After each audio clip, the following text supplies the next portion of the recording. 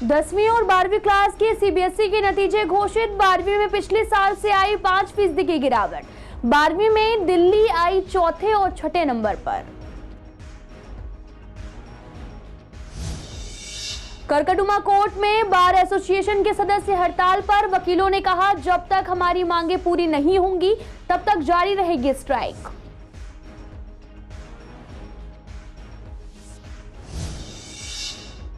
परिजन कह रहे लूटपाट के लिए हुई हत्या। पुलिस का मानना, रंजिश की गई हत्या। पहचान होने के बाद भी हत्यारे पुलिस की पकड़ से बाहर। सीसीटीवी कैमरे में कैद हुई थी हत्या की वारदात। मेयर के दौरे के बाद भी अस्पताल में नहीं दिखी सफाई। एमएस ने कहा, फंड रिलीज होगा और हम धीरे धीरे सुचारू रूप से करेंगे काम।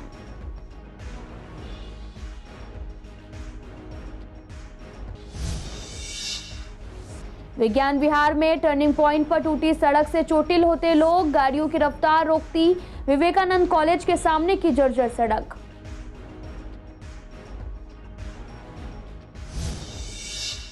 नमस्कार, मैं आपके साथ अंकिता पाल। आप सभी का पूर्व दिल्ली खास में एक बार फिर से स्वागत है। रुक करते हैं खबरों की तरफ। केंद्रीय माध्यमिक शिक्षा बोर्ड यानी कि सीबीएसई ने शुक्रवार को 10वीं और 12वीं क्लास के नतीजे घोषित कर दिए हैं। 2022-23 की बोर्ड परीक्षा में कुल 87.33% विद्यार्थी पास हुए थे। बीते साल के नतीजों से इस साल वर्ष का जो रिजल्ट है 5.38% घटा है। पिछले 92.71% विद्यार्थी पास हुए थे। हालांकि नतीजे अगर पूर्व कोविड अवधि में 2019 के परसेंटेज 83.40 से बेहतर है। और साथ ही आपको बता दें कि 10 रीजन में दिल्ली के 2 रीजन चौथे और छठे नंबर पर भी हैं। दिल्ली वेस्ट रीजन का रिजल्ट 93.24% और दिल्ली ईस्ट रीजन का रिजल्ट 91.84% रहा। 10वीं क्लास के कुल नतीजे 93.12% रहे और पिछले साल 87.33 स्टूडेंट्स जो हैं वो पास हुए थे। वहीं लड़के और लड़कियों की कुल पास परसेंटेज को देखें तो इस बार भी लड़कियों ने बाजी मारी है।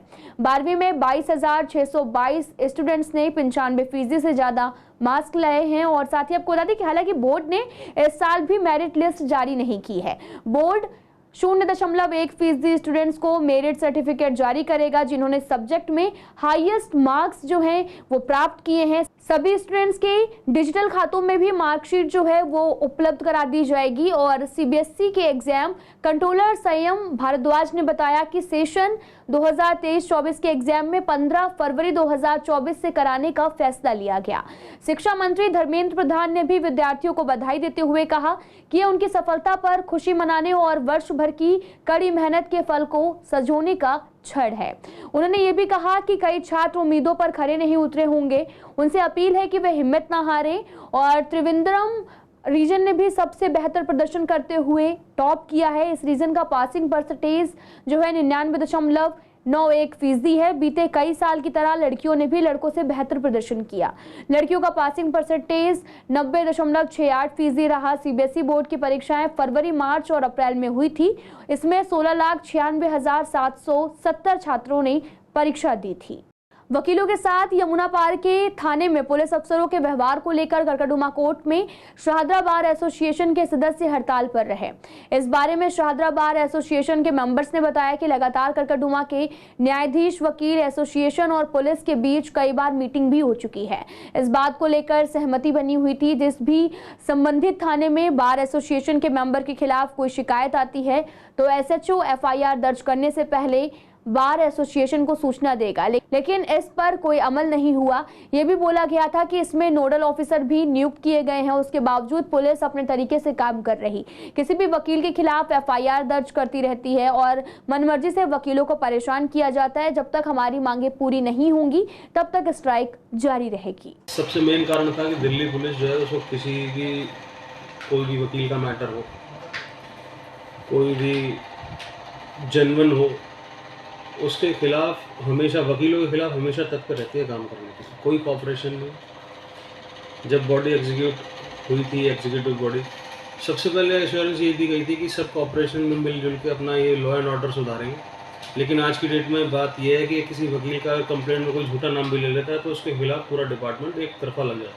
लेकिन दिल्ली पुलिस के लिए मेन थी ये स्ट्राइक, कि उनका कोऑपरेशन बिल्कुल भी नहीं है। जितने भी वकील साहब हमारे यहाँ पर हमारे शादरा बार में हमने नोटिस निकाला था कि जिन वकील भाइयों के खिलाफ कोई फेक मुकदमा या इस तरीके कोई इंसिडेंट हो चुका है वो अपनी बार ऑफिस में आकर के अपने लिखित में एक शिकायत दें कि हम लोगों के साथ ये प्रॉब्लम है। तो उन लोगों ने हमें 11 तारीख तक शाम को 4 बजे तक हमें अपनी एप्लीकेशन दी, जिनको हमने देखा। हमारी पूरी एग्जीक्यूटिव कमेटी थी, हमने आपस में बैठ करके फिर ये एक रेजुलेशन पास किया कि भाई ठीक है, अब जब पुलिस वाले अगर हमारी बात नहीं सुन रहे या डीसीपी वगैरह या कोई भी, तो उनको सुनाने के लिए पीसफुल तरीके से आज हमने एक हड़ताल रखी थी, जो हमारे बहुत अच्छे तरीके से। फर्श बाजार थाना इलाके की न्यू संजय अमर कॉलोनी में चाकू से ताबड़तोड़ हमला कर 30 साल के अरुण उर्फ राहुल की हत्या करने वाले आरोपी वारदात के 5 दिन बाद भी पुलिस की पकड़ से बाहर हैं।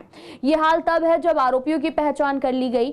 लोकल पुलिस के अलावा स्पेशल स्टाफ की टीम भी आरोपियों के पीछे लगी हुई है, फिर भी आरोपी पुलिस के हाथ नहीं आ रहे। वरिष्ठ पुलिस अधिकारी दावा कर रहे कि जल्द ही आरोपियों को पकड़ लिया जाएगा। शनिवार देर रात करीब 11:30 बजे खाना खाने के बाद में राहुल किसी काम से घर से बाहर निकला था। आरोपी ने उससे फोन लूटने का प्रयास किया, साथ ही विरोध करने पर आरोपी ने राहुल पर चाकू से ताबड़तोड़ हमला किया। वारदात गली में लगे सीसीटीवी कैमरे में कैद हो गई। हत्या की वजह को लेकर भी परिजन और पुलिस की कहानी अलग अलग है। परिजनों का कहना है कि लूटपाट के विरोध में राहुल की हत्या की गई। आरोपी उससे मोबाइल लूट रहे थे और साथ ही नहीं देने पर उसे मारने लगे। वहीं पुलिस का कहना है कि लूटपाट का विरोध करने जैसी कोई भी वारदात नहीं हुई, क्योंकि मरने वाला खाली हाथ था। उसके पास ना तो फोन था, ना कैश था और ना ही कोई कीमती सामान था जिसकी वजह से हत्या की जा सके। राहुल के भाई ने भी कुछ दिन पहले किसी युवक की पिटाई की थी। उसे युवक ने बदला लेने के लिए वारदात को अंजाम दिया। राहुल और आरोपियों के पास में आसपास की गलियों में ही हैं और आपको बता दें कि जल्द ही आरोपी पुलिस की गिरफ्त में होंगे। पूर्वी दिल्ली के स्वामी दयानंद अस्पताल में मेयर के दौरे के बाद भी सफाई पर कोई खास ध्यान नहीं दिया गया। आपको बता दें कि मेयर शैली ओब्रायन ने अस्पताल का दौरा किया था। उन्होंने लोगों की समस्याओं को जानकर उन्हें सुलझाने के लिए निर्देश भी दिए थे। अस्पतालों में मरीजों और उनके तीमारदारों ने मेयर को भी बताया था कि गंदगी की वजह से उन्हें कितनी दिक्कतें हो रही। स्वामी दयानंद अस्पताल की एमएस ने भी बताया कि फंड अभी रिलीज होगा और हम धीरे धीरे सुचारू रूप से काम करेंगे। 2000 मरीज करीबन डेली ओपीडी में आते हैं। 25 से 30 डिलीवरी डेली होती है। कुछ कंप्लेंट आई है, उस पर मैं सुधारने का पूरी कोशिश करूँगी। सफाई रखने की पूरी कोशिश की जाती है, पर पेशेंट फुटफॉल बहुत ज़्यादा है, इसलिए कभी कभी ये हो सकता है कि जो स्टैंडर्ड है उसके हिसाब से सफाई नहीं हो पाती है। उसके लिए भी हम सुधारने की पूरी कोशिश करेंगे। कुछ सुविधा नहीं है यहाँ। आइए देख लो, आप ऊपर देख लो, बारिश आए तो कहाँ जाएगा इंसान। अंदर बैठने नहीं देते। यहाँ देखो ऐसे बैठते गर्मी में, देख रहे हो। पूर्वी दिल्ली की सड़कों की हालत सुधरने का नाम नहीं ले रही। जहां देखो वहां पर सड़कें टूटी हुई हैं। खुदी हुई सड़क जो है हर तरफ नजर आ रही है। अक्सर सड़कों को किसी न किसी वजह से खोदा जाता है, पर काम होने के बाद उस सड़क को लंबे समय तक यूं ही छोड़ दिया जाता है, उसे फिर से दुरुस्त नहीं किया जाता। विज्ञान विहार और विवेक विहार की सड़क की भी कुछ ऐसी हालत है। दोनों ही जगह की सड़क जो है वो बदहाल है। और आपको बता दें कि विज्ञान विहार में भी सड़क टर्निंग पॉइंट पर भी टूटी हुई है और यहाँ पर अक्सर लोग चोटिल हो जाते हैं। वहीं विवेकानंद कॉलेज के सामने की सड़क भी बीचों बीच टूटी हुई है, जिससे गाड़ियों की रफ्तार अचानक से धीमी हो जाने से एक्सीडेंट होने का भी खतरा बना रहता है। अब दिक्कत है, धूल मिट्टी उड़ रही है, गड्ढे हैं और क्या। अब ये करीबन हो गए होंगे 15 दिन, तो ये इसको हो गए 15 दिन वो खुदाई उदाई करके वो करा हुआ महीने हो गए और क्या। अब खुदाई तो वही करे रोड वालों ने, पहले तो जल बोर्ड वालों ने करी थी, फिर अब उनके बाद में तो अब हो गया सही। इस रोड को 6 महीने हो गए, 6 महीने से ऐसा ही है। ये काम के लिए खोदा गया कि लीकेज था, पानी का पाइप लीकेज था। इन्होंने बीच में वो लेंटर डाल के पक्का कर दिया। अब इसको 1 महीना हो गया, 1 महीने से ऐसा ही है। दिक्कत मैम गाड़ी को इतनी दिक्कत है, गाड़ी उछल जाती है इस गड्ढे में जाती, प्लस ट्रैफिक इतना लग जाता है। कई बार लेडीज़ें भी गिर गई हैं गाड़ी लेके। मैम एक बार लेंटर डालने आए थे, बस लेंटर डालने के बाद कोई नहीं आया। अब कल परसों ये इसमें मलबा भर के गए, बस वो भर के चले गए। यहाँ पे तो काम क्या है, कोई मलबा डाल जाता है। हाँ, हमारे बच्चों को बहुत दिक्कत हो जाती है। देखो हमारे बच्चे नहीं, हम तो यहीं से गुजरते हैं, हम रिक्शा चलाते हैं यहाँ पे, तो रिक्शा चलाते हैं, हमारे बहुत ही एक्सीडेंट वगैरह भी बहुत हो जाते हैं। हम तो सरकार से ये अपील करते हैं, बस ये रोड वगैरह के अपने थोड़े से ध्यान रखें, ये हम जो अपने निकलते हैं और जल्दी बना दें। नर्सिंग दिवस के मौके पर आज ब्रह्मा कुमारीज के स्वास्थ्य विहार केंद्र पर अलग अलग अस्पतालों से आई करीब 40 नर्सों को सर्टिफिकेट देकर सम्मानित किया गया। आपको बता दें कि ब्रह्म कुमारी दीदी ने यह भी बताया कि काम के समय स्ट्रेस में रहते हुए भी खुद को कैसे शांत रखा जाए, और इस कार्यक्रम में पूर्व पार्षद गुरुचरण राजू भी शामिल हुए। उन्होंने बताया कि किस तरह से ब्रह्म कुमारी की भी दी हुई शिक्षा और ज्ञान को अपने जीवन में उतारकर हम अपने मन को शांत रख सकते हैं। इससे कैसे तनाव से दूर रहना है, इससे काफी आसान हो जाता है। देखिए, आज जो नर्स इंटरनेशनल डे है आज, और वो यहाँ पर हमारे ब्रह्म कुमारी आश्रम की तरफ से हमारी दीदी जो हैं वो उसको मना रही हैं, और अच्छे अच्छे कार्यक्रम यहाँ पर चलते रहते हैं, और दीदी यहाँ पर बहुत अच्छे कार्यक्रम करती रहती हैं। आज बहुत अच्छा कार्यक्रम है जो ये हम नर्स के बारे में यहाँ पर जो मना रहे हैं, जो इंटरनेशनल डे है, जो समाज के अंदर सेवा करने के अंदर हमेशा तत्पर रहती हैं। कोई भी हो, गरीब हो, अमीर हो, छोटा हो, बड़ा हो, कैसा भी उसको रोग हो बेचारे को, उसके लिए हमें नर्स जो है हमारी वो हमेशा तत्पर रहती हैं। और ये जो नर्सिंग का प्रोग्राम रखा गया है, इंटरनेशनल डे जो है, आप देखिए ये देश के लिए बहुत कुछ करती हैं। अपनी जान की परवाह ना करते हुए भी देश के लिए करते, जो घर वाले नहीं कर सकते वो नर्स करती हैं। कोई परहेज नहीं, कोई घृणा नहीं, कोई नफ़रत नहीं, चाहे कैसी भी बीमारी हो उसके साथ वो करने को तैयार बैठी हैं। आप देखेंगे कोरोना के समय जिसने घर वालों ने भी साथ नहीं दिया, वो नर्सों ने साथ दिया है। बहुत अच्छा फील होता है मैम, अपने आप को गुड फील करते हैं, पेशेंट को पॉजिटिविटी मिलती है हम लोगों से, तो बहुत अच्छा फील होता है हम लोगों को। आज नर्स दिवस है, इंटरनेशनल नर्स दिवस की मैं बहुत बहुत शुभकामनाएं दी सभी को। और यही हमारे कोरोना का टाइम भी था, और हमेशा के लिए ये हमारे वॉरियर्स हैं, इन्हें मैं सैल्यूट करती हूँ कि इन्होंने हमेशा आगे खड़े होकर के, आज परिवार का सदस्य भी उस टाइम हमारे पेशेंट के साथ नहीं होता, जिस धैर्य से, जिस उससे ये रक्षा करती है, जिससे गेस्ट टीचर को हर साल मई के महीने से कुछ समय के लिए ब्रेक दिया जाता है और 1 जुलाई से फिर से ड्यूटी पर रख लिया जाता है। इन 2 महीने के लिए उन्हें वेतन नहीं मिलता है। गेस्ट टीचर्स का कहना है कि कई गेस्ट टीचर्स ने इस बार अपनी जॉब से रिजाइन भी दिया है और कुछ को निकाल दिया गया। इस वजह से काफी कम गेस्ट टीचर बचे हैं, उन पर भी काम का सारा बोझ डाल दिया गया है। कल सर्कुलर भी आया है कि गेस्ट टीचर्स की सेवाएं समाप्त की जाती हैं। इस तरीके का जो सर्कुलर है वो हर साल आता है, और गेस्ट टीचर्स की सेवाएं 10 मई को ख़त्म हो जाती हैं और 1 जुलाई को वापस पुनः शुरू होता है। ये कॉन्ट्रैक्ट होता है गेस्ट टीचर्स का 1 साल का, और पुनः इस कॉन्ट्रैक्ट को जुलाई से शुरू हो जाएगा।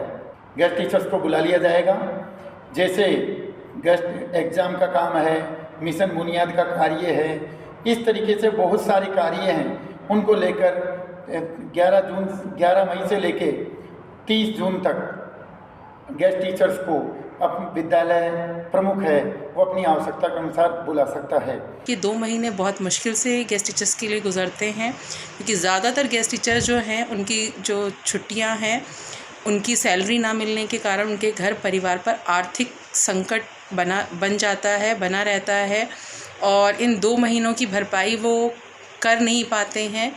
और सरकार जो है, हम आशा करते हैं कि इस बार इस समस्या से गेस्ट टीचर्स को निकाल पाएगी और उन्हें नियमित करने की प्रक्रिया जो चलेगी, जिसमें उन्हें एक मुश्तहिक मासिक वेतन दिया जाएगा, जिससे वो अपने इस आर्थिक संकट। एक युवक पर जानलेवा हमला करने वाले बदमाश को गीता कॉलोनी थाना पुलिस ने गिरफ्तार किया है। बदमाश प्रमोद के पास से पुलिस ने एक पिस्तौल और एक जिंदा कारतूस बरामद किया। गिरफ्तार बदमाश पर पहले से भी लूट और सहित अलग अलग धाराओं में 17 मामले दर्ज हैं।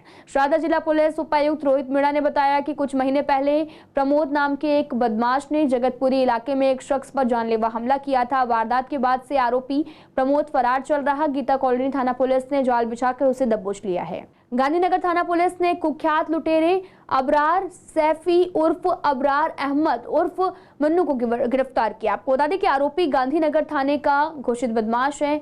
और साथ ही आपको बता दें कि डीसीपी रोहित मीणा ने बताया कि बीती 6 अप्रैल को शिकायतकर्ता विशाल उर्फ टीटू ने पुलिस को रात करीब 8:45 पर पीसीआर कॉल कर अपने साथ चाकूस के बल पर लूटपाट किए जाने की सूचना दी थी। मौके पर पहुंची पुलिस को विशाल ने बताया कि वह घर लौट रहा था तो 2 बदमाशों ने उसे घेर लिया, उसका मोबाइल फोन छीन लिया और 5400 रुपए भी लूट लिए। पुलिस ने मामला दर्ज कर जांच शुरू कर दी है। आरोपियों को पकड़ने के लिए एसीपी चंद्रकांता के नेतृत्व में एसएचओ भगवती प्रसाद और साथ ही हेड कांस्टेबल धर्मेंद्र, श्यामवीर और राहुल की टीम बनाई गई है। फिलहाल इस बुलेटिन में इतना ही। तमाम खबरों के लिए आप देखते रहिए CCN लाइव।